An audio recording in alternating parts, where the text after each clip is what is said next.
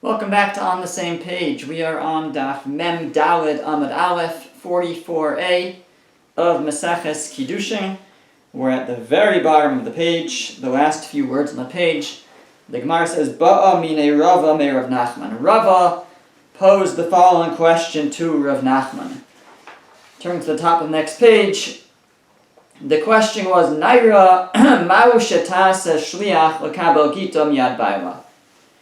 Is a naira allowed to appoint a shliach, appointing agent, to receive her get from her husband? Now, the first question would be really, is she allowed to herself receive the get from her husband? So that we saw was a machlokus between Rabbi Yehuda and the Chachamim, and even within the Chachamim it was a question. There wasn't a question within the Chachamim. The Mishnah said that according to the Chachamim, a naira again is a 12-year-old between 12 and 12 and a half. A naira is allowed to receive her get, and Rabbi Yehuda was of the opinion that she could not.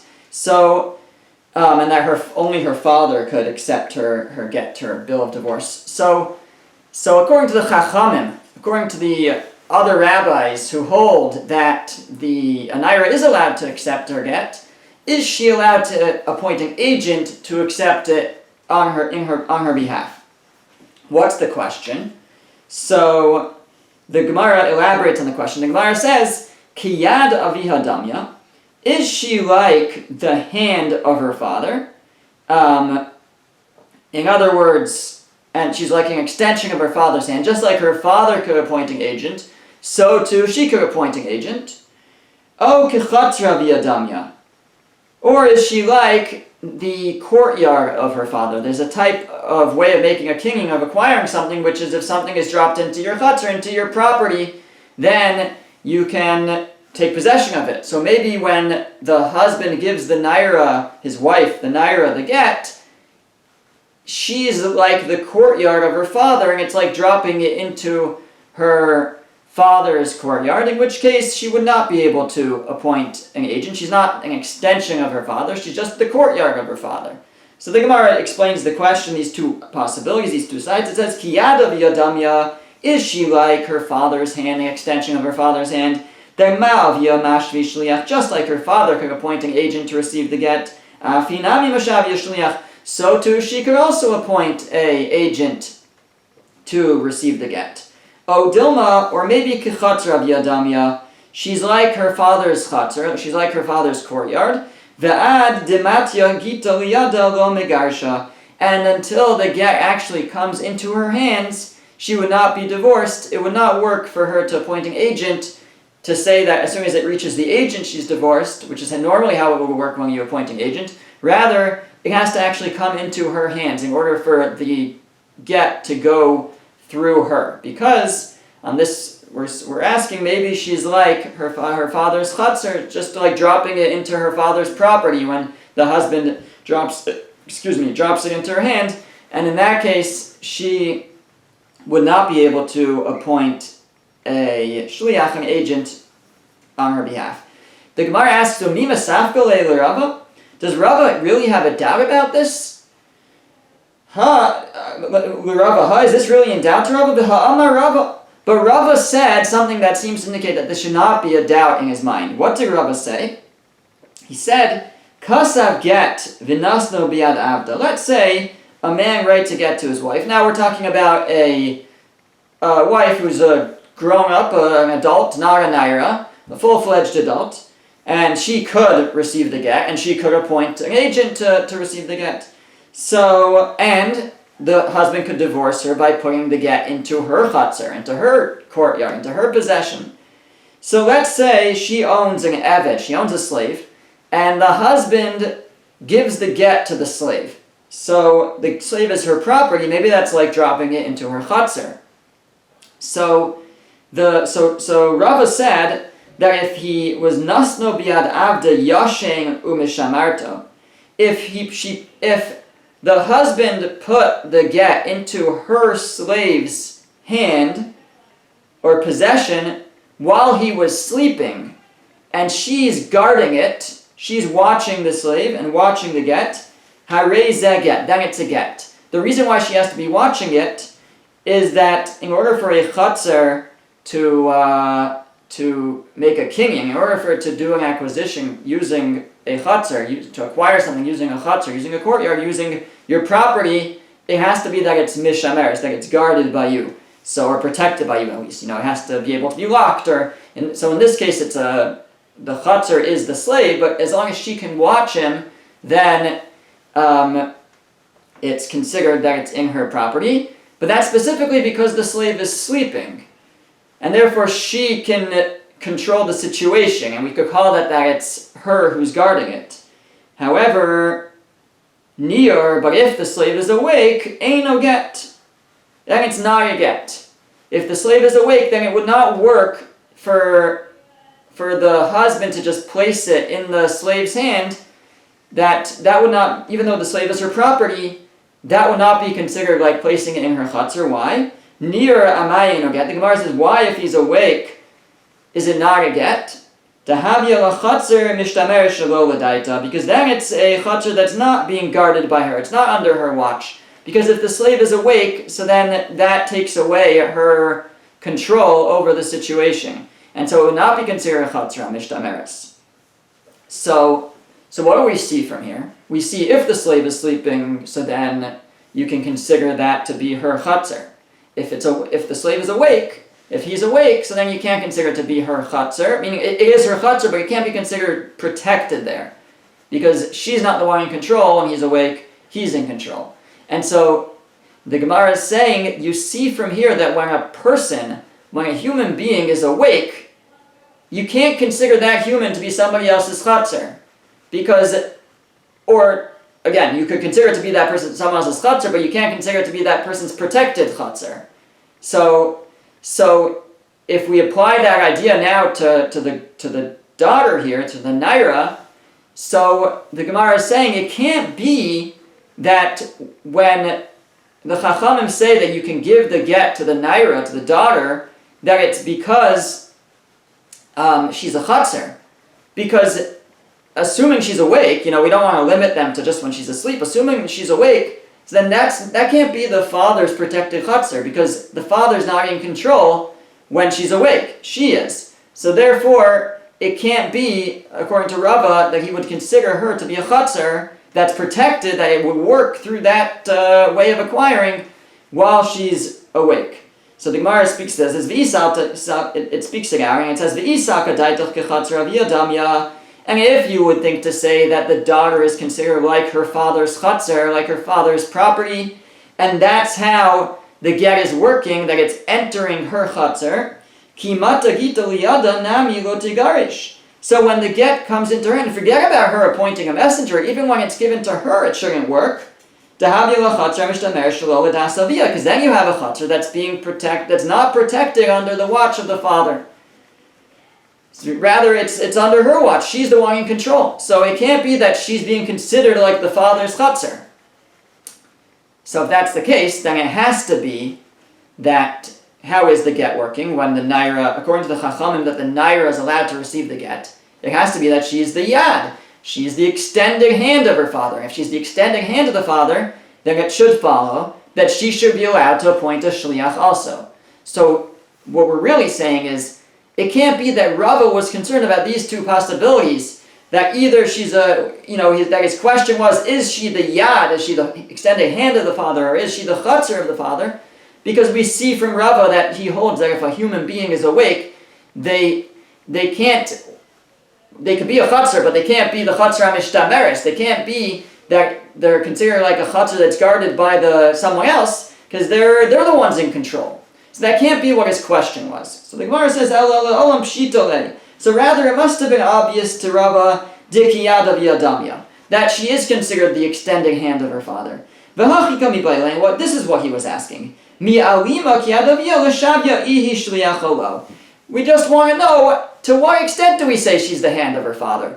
Is she given the power to be literally like the father, that she can appoint her own shliach, she could appoint her own agent? Or no, she's the extended hand of the father, and that gives the ability to give the get to her, but doesn't necessarily give her the ability to appoint an agent to receive the get on her behalf? That was his question. When we say, for sure it's working through Yad, that she's the extended hand of her father, but how much power is she given? Is she granted? Does she have the ability to actually appoint her own agent on her behalf? Or no, it has to actually come into her hand. That was his question.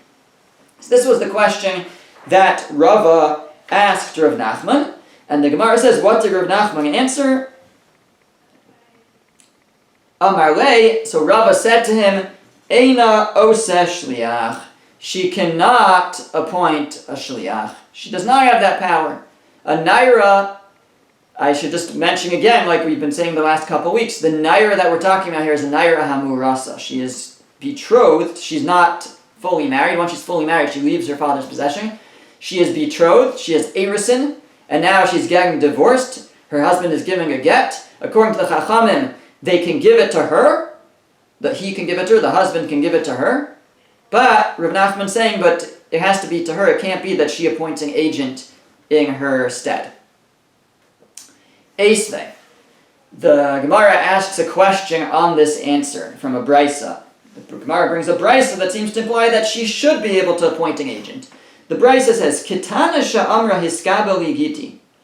If a katana is a child under 12 years old, and she is married, her father married her off, seemingly, and she says, hiskabel ligiti. She tells someone, she appoints an agent and says, accept my get on my behalf.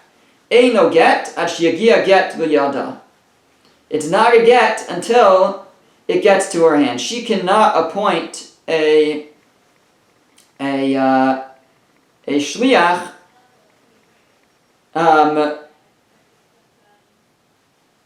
a child does not have the ability to appoint an agent in their stead, and in that case, where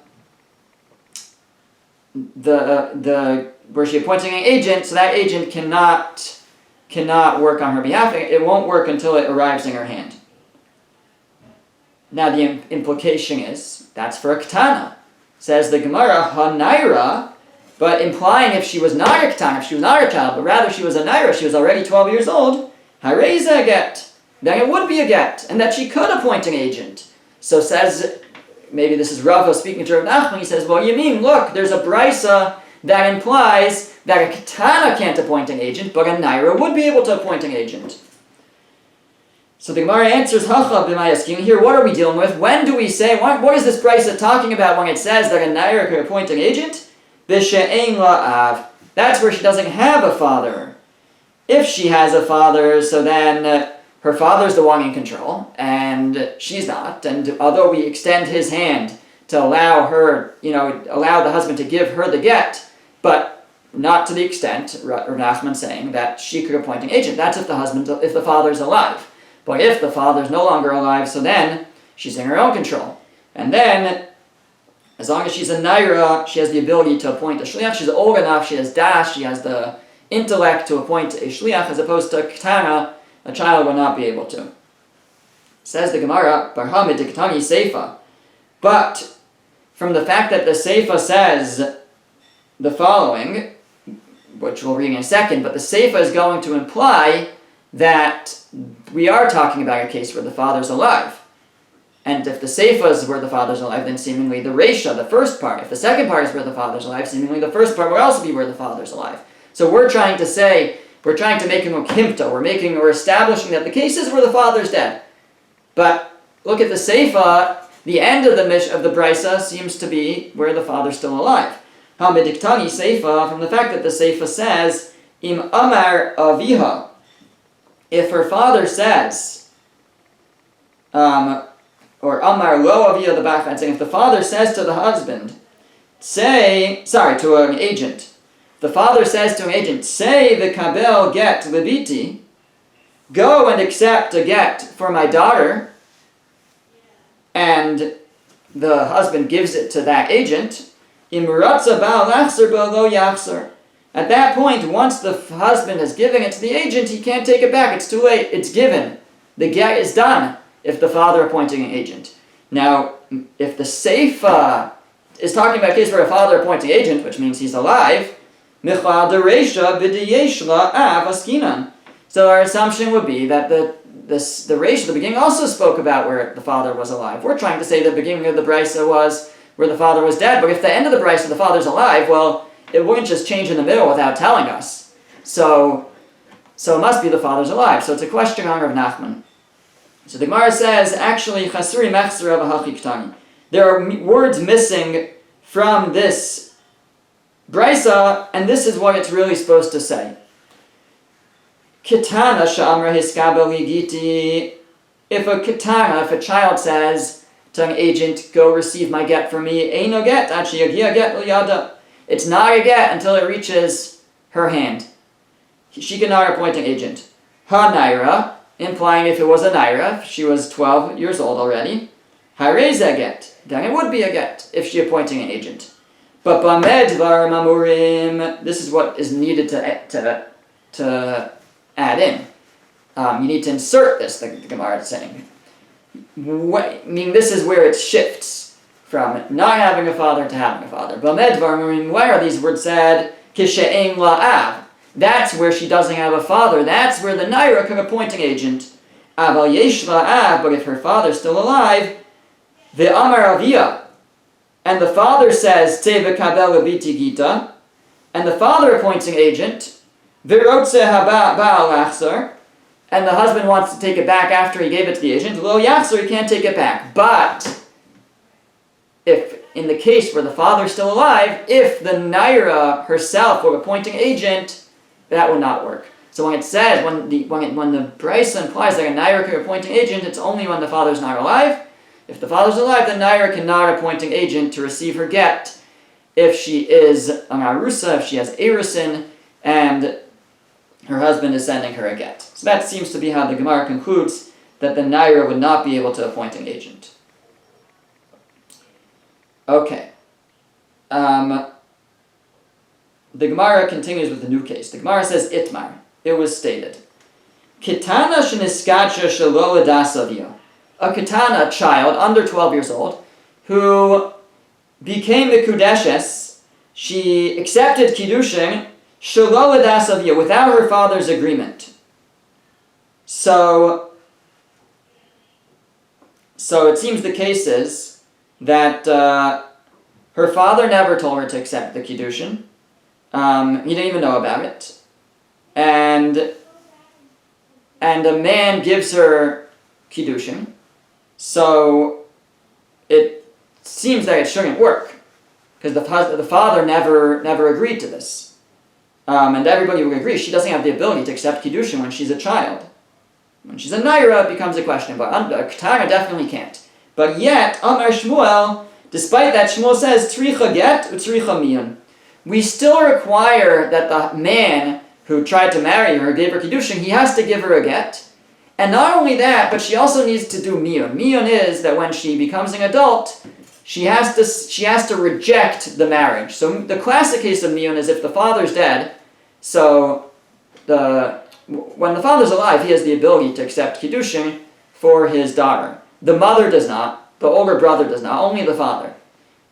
If the father dies, then this girl, a katana, has no ability to get married. She can't accept it. Her father's not around to marry her off.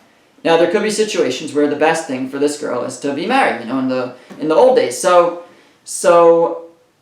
Chazal, the sages set up that her mother or older brother can accept Kiddushin on her behalf. And it's a rabbinic Kiddushin. It only works on a rabbinic level. And therefore, when she becomes an adult, she has the option to opt out, basically. That's called miyun. She can reject it at that point. So that's the general idea of miyun. Here we're saying, if a katana herself accepted Kiddushin without her father's agreement, so without her father's knowledge, so we require that the man give her a get, and that she also do miyun. She also announce her rejection when she becomes an adult. So that was the opinion of Shmuel. So Amar Karna. So Karna said about this, Dvarim bigav. These matters are think it literally means are inside. Maybe he means like inside out. The inner workings don't work here. He says this is confusing. Im get, if we're making the man give her a get, that means we're considering it a marriage. So then lama miyun. So why does she need to announce her rejection later? We consider a marriage, and she got a get. Im miyun, and if we're making her reject the marriage later, and we're saying that works, so we're saying it's not a real marriage, it's only a rabbinic marriage, so then lama get. Why do we also require a get? Why would we need both a get from this man and miyun, and her rejection? So Amr Lei, so this is what Karna asked. So Amr Lei, the other said to him, Ha Mar Ukvo Bedine Bikfari. Mar Ukva and his basting and his court are in Kafri, this nearby place. Go and ask them. Okay, I don't know the significance of that because the Gemara goes on and says that Afchua Bishadru Kamei Derab. So besides maybe for asking Mar Ukva and his basting, they also sent the question to Rav. But when they sent it to Rav, Afchuha, they flipped it. Why did they flip? So they flipped who said what. See, the Gemara and Rashi explains Rav was a good, close friend of Shmuel's. So they didn't want Rav to have any bias towards Shmuel's position. And so they wanted to see if he would agree with Shmuel's position without knowing that it was Shmuel. So what they did was they flipped what Shmuel had said with what Karna had said. And so even though Shmuel was the one who said that she needs a get and she needs miyun, again the case, just to remind us, is where a man betrothed a girl, a child, a katana, she accepted Kiddushin without her father's agreement or knowledge. So Shmuel says she needs a get and she needs to do miyun, she needs to reject it later. And Karna said, why would you need both? So when they sent the question to Rav, they flipped it. They said, Karna said that you need both, and Shmuel said, why would you need both? That's how they sent the question to Rav. They said, which is the correct position?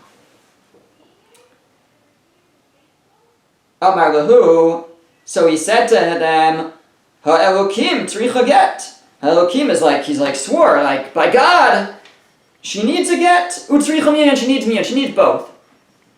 V'chasle l'zare da'abba bar abba d'nei mahachi. And he said, like, God forbid that the offspring of Abba bar Abba would have said this. That's Shmuel bar Abba. So he said, like, chas v'shalom, to suggest that it can't be that Shmuel said that she doesn't need both. So Rav basically was nare elba. I mean, he was not biased towards Shmuel's position. They told him that Shmuel said it can't be that he needs both, even though Shmuel really said he does need both. Rav said, of course he needs both, and God forbid to suggest that Shmuel said that she doesn't. So he saw basically like right through the whole thing, and he said, no, she certainly needs both. V'taimamai, now let's get to the bottom of this. What's the reason why we require that she get a get and that she get miyun? Again, the me'ikar adin, according to the letter of the law, it would seem there's no marriage here. So why does she need a get? She's just a child, right? Children playing around, I guess we see from your regard, even children have to be careful. But it doesn't say how old the man is. Seemingly the man would have had to be an age of das, I would think. So at least 13. But what's the reason? Why does she need a get if she's just a child and it's not a Kiddushin? So Amar Rav Acha Bred Ravika, Rav Acha the son of Ravika said, Shricha get Shema nisratze ha'av b'kiddushin. The reason she needs a get is because maybe the father approved of the Kiddushin. So it's true that it was done without his knowledge and without his agreement, but maybe when he would hear about it, he would say, oh, I approve. And then retroactively, it could be good. So therefore, we say, maybe they're married, and therefore we require a get. And also, tzricha miyun, but we also require that she reject it. Shema lo nisratza b'kiddushin, because maybe the father would not agree to the Kiddushin, in which case she was never actually married to this man. And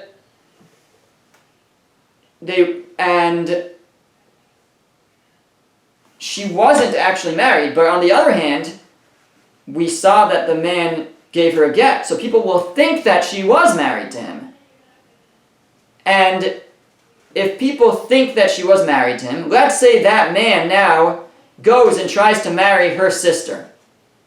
So in general, the halacha is that if a man is married to a woman, so even if he divorces her, he cannot marry her sister. After she passes away, his first wife, then she can marry her sister. But if his ex-wife is still alive, he's not allowed to marry his ex-wife's sister. That's the halacha. So it's a halacha from the Torah, deraisa. So Torah law. So let's say, in this case, and let's say he would try to marry the sister, it wouldn't work. Kiddushin is not tofes; it doesn't take effect. So it's very important to know here whether the man was ever married to this girl or not, because what would happen if he tries to marry her sister? So now we don't know for sure if they were married or not. Meaning that's part of the question here is, did the father approve of it? Did he not? If the father approved of it, then really they were married, and that's why she needs the get. She needs to get divorced. And in that case, if they were really married, and the sister would now try to marry the husband, nothing would happen. It wouldn't take effect because it's the sister of his ex-wife. But if the father did not approve of the Kiddushin, then they were really never married. And if they were never married and he would try to marry her sister, it would take effect. And they would be married. But people might see that he gave the first girl a get and say that really he was married to the first girl, and therefore when he tried to marry her sister, nothing happened and it never took effect. When really, he was just giving the get just in case, but really he wasn't married to the first girl. And really he's married to the second girl. So that could be a big problem, because you can have a situation where he's married to the second girl, but people think that he's not. Everybody assumes that the Kiddushin didn't take effect. So therefore, right, the Yomru and Kiddushin Tovsa Machosa, people might say that Kiddushin doesn't take effect on her sister. That the husband, if he tries to marry her sister, that it doesn't take effect. So therefore, they also require that she do miyun, that she do a rejection. And what that does is it suggests that really the get was not necessary, because she was really never married halachically, and the get didn't do anything because she wasn't married. Maybe rabbinically they had kiddushin, and therefore she has to do a rejection, a miyun, but she was never married.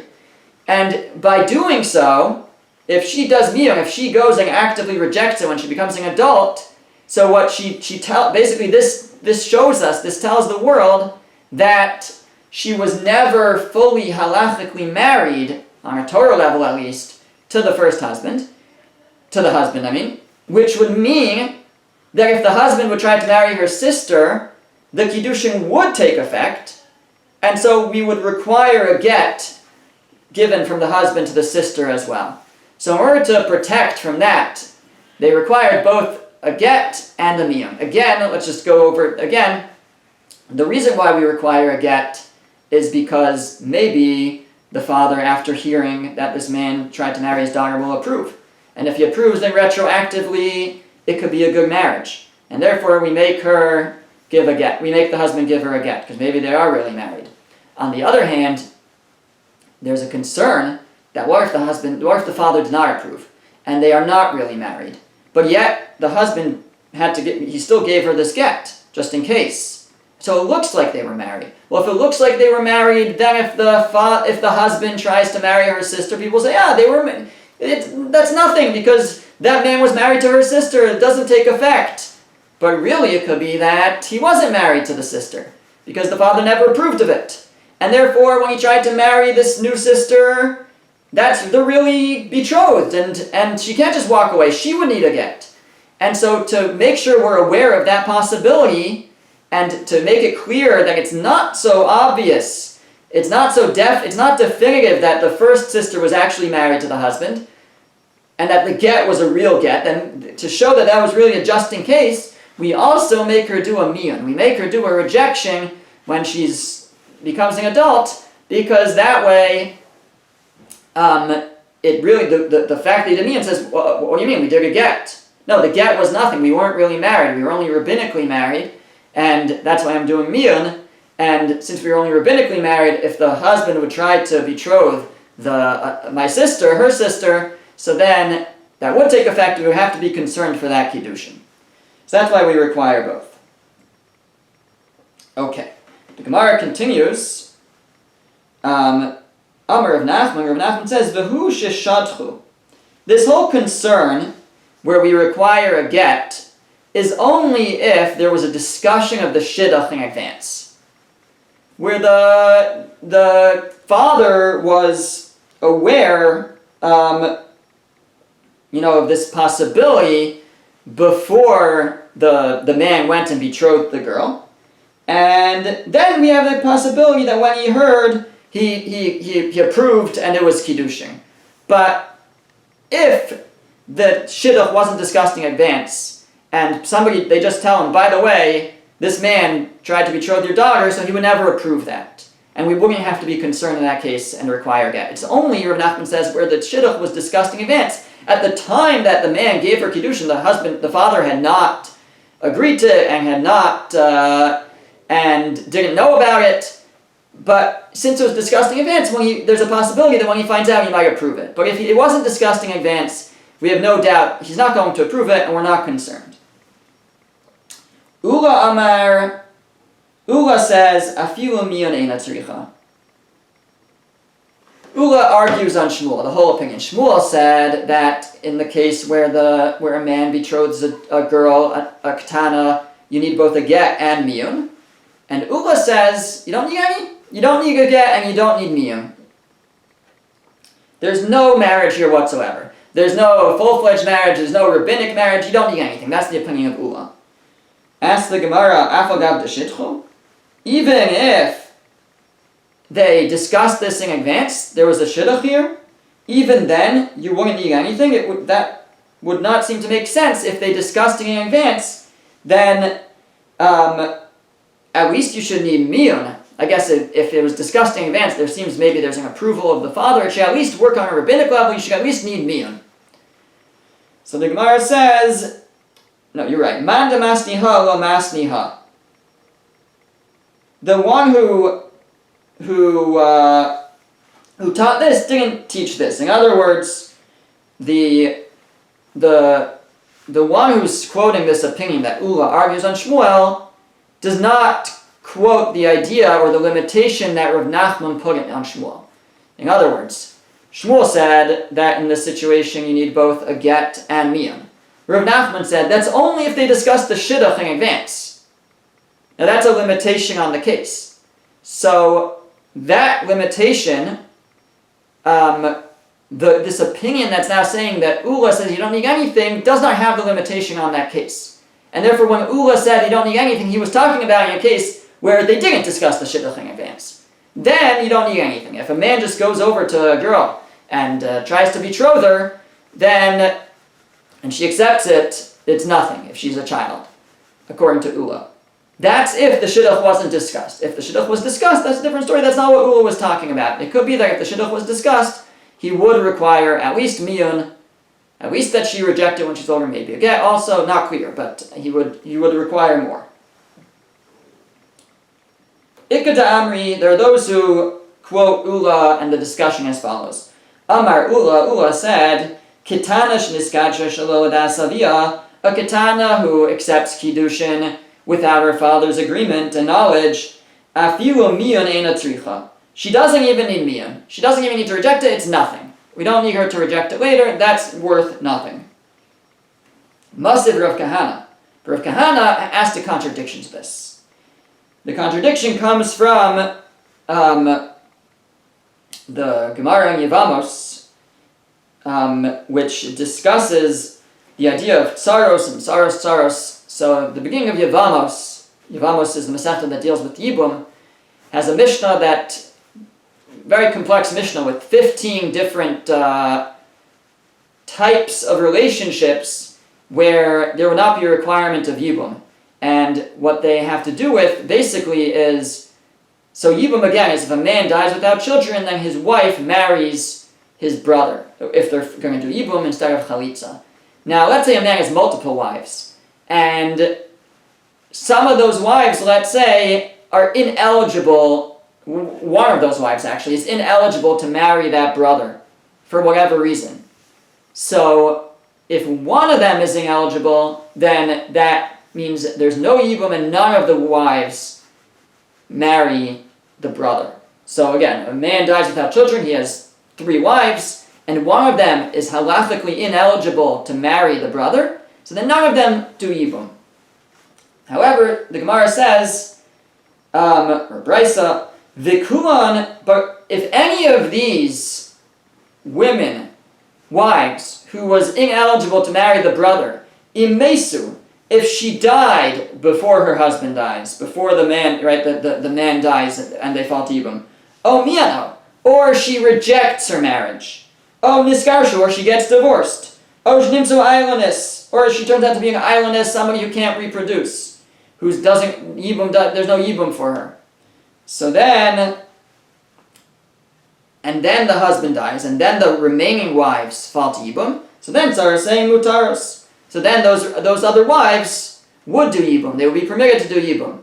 Because the one that was ineligible to marry and rendered them all ineligible wasn't married to the husband at the time that he died. She had already either, she had died, or she had done miyun, she had rejected it, or she had gotten divorced, or she was an islandess, then if she's an islandess, she's still married to him, but she's not able to reproduce, so then she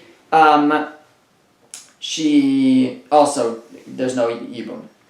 So, but one of the cases discussed here is that she did miyun. She rejected the marriage. So the Gemara says, that case, Dikad Shaman, how did she get the Kiddushin in the first place, where she does miyun? Because remember, miyun means that you only do miyun, you only do a rejection if you got married as a child. So, that means she got married as a child. How did she get married? Dekadsha man. How did it work? Ilema dekadsha avia. If her father accepted kiddushin for her, b'miyun sagila. Can she just do miyun? Get ma'alya baya. She would need a get. If her father accepted kiddushin, then that's a full-fledged kiddushin, and you need a get. It's not enough for her to do miyun. So when the Brisa there gives an example where she leaves the marriage through miyun, it can't be that the father accepted the kiddushin. So elav dekadsha ihi nafsha. So it must be the cases where she accepted her own kiddushin. Ukitani. And by the way,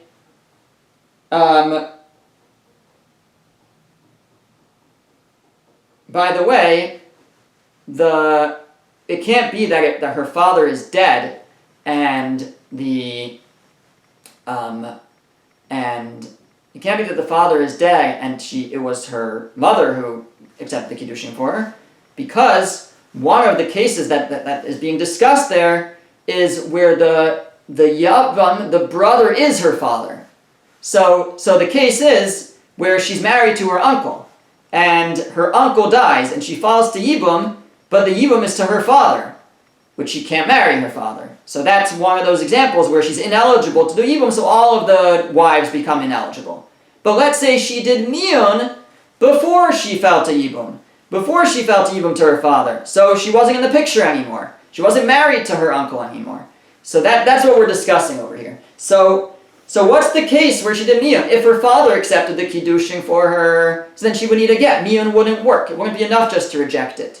It must be that and don't tell me the father's dead, because he's alive. That's the case, is where they're falling to her father, to Yibum, to her father. So labdikacha ihi nafsha. It must be that she accepted kiddushin.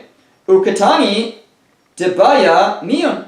And yet it says that she requires miyun. So Ula said that when a katana accepts kiddushin for herself, she never needs miyun.